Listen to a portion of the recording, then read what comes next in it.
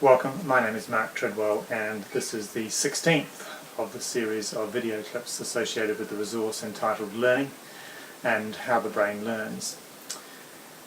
This one deals with, in particular, some of the infrastructural aspects of learning. And one of the big infrastructural changes we've seen in schools over the last 10 or 15, 20 years has been the introduction of technologies.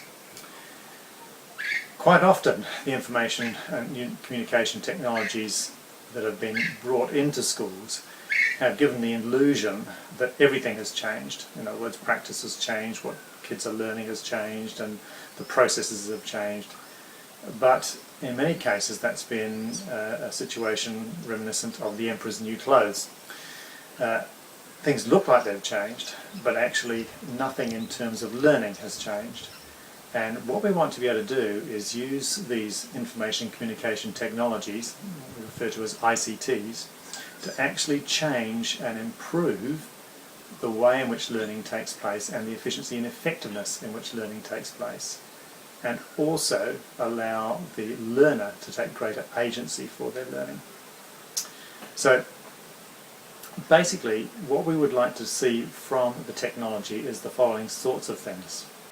We'd like to be able to see that the learners and educators can actually communicate more effectively with their peers, each other, learners, educators, educators learning, learners, and their parents, caregivers, and any other people who have a particular interest in the nature of the learning that is taking place. And we want that to be controlled. In other words, we don't want to put it up into a public place where anybody can access that. And what that inevitably requires is some sort of database underpinning that technology. We also want that technology to manage their formative assessment process, and we want to be able to report their progress and their achievements dynamically, not at the end of each term in a term report, but rather reporting dynamically all the time, so parents, caregivers and all the stakeholders, educators, management, etc. of the school can all see how well each individual learner is progressing through their individual progressions.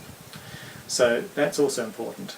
We want them to access information communication resources efficiently and effectively in order to publish their learning to a local, into the school environment, into a local regional environment, to a global audience possibly. Because when there is audience, there is purpose, and the feedback from the audience is hugely motivational for learners.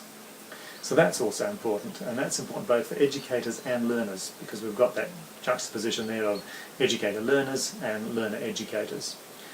We also want the learner to receive feedback and feed-forward commentary and questioning just in time.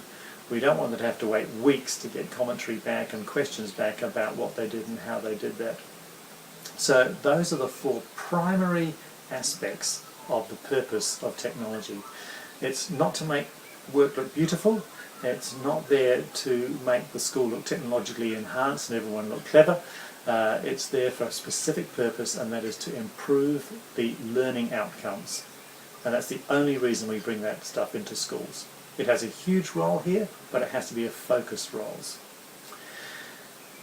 The device itself, like learners are now bringing devices into schools, so that device has got to be portable, robust, share information and resources with a wide range of other devices. It's no good if that device only talks to other devices of the same type. So in other words, we need an environment which allows each of the learners to bring their devices, plug them in whatever they might be, and then they can actually share information through a common portal.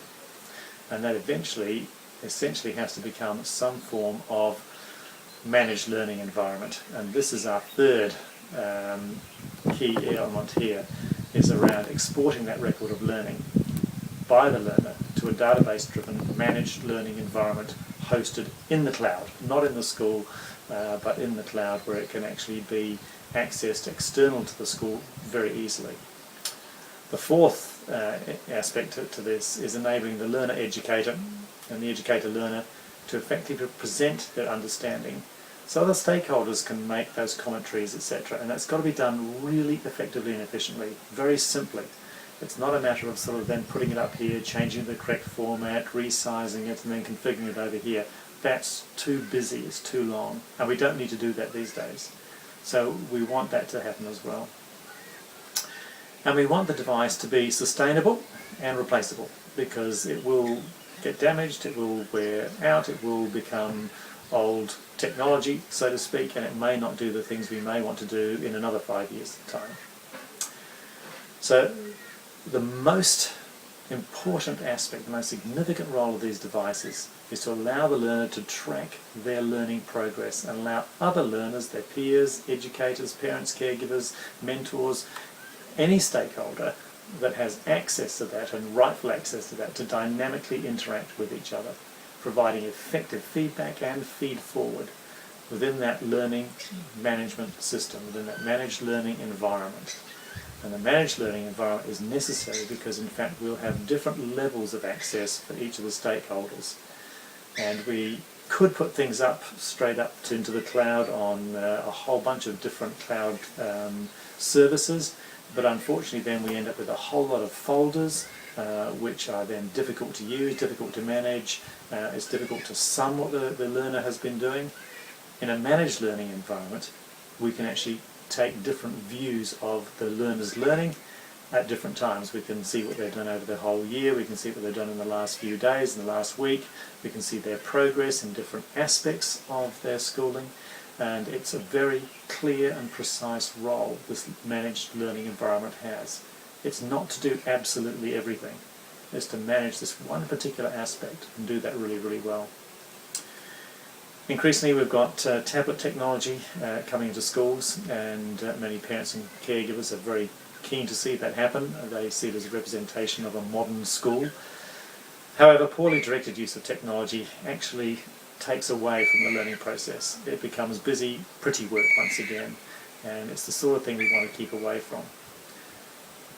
ICTs are not perfect in terms of what they do and how they do that, but they're getting very good now. And judicious selection of the devices you use, the environment you create, the wireless environment, how that's managed, the ability to have learners log in once into everything rather than log into every single thing, so single sign-on is absolutely critical. The tools we use on a day-to-day basis, the managed learning environment may contain a number of different tools, but all those tools must talk to each other. And that's the only way this is going to work. So I hate putting anything like this in terms of technology into a video because it comes immortalized, but it really is just a moment in time. Things may change in the near future. I'm not against technology, far from it. I think it's fantastic, and I think it really has the potential to really leverage and change what we do and how we do it and how well we do that. So all the very best with that. And I look forward to catching up with some of you somewhere around the world in due course. And thank you very much for making use of this video, and please make sure you check out the resource and download that. Thank you very much.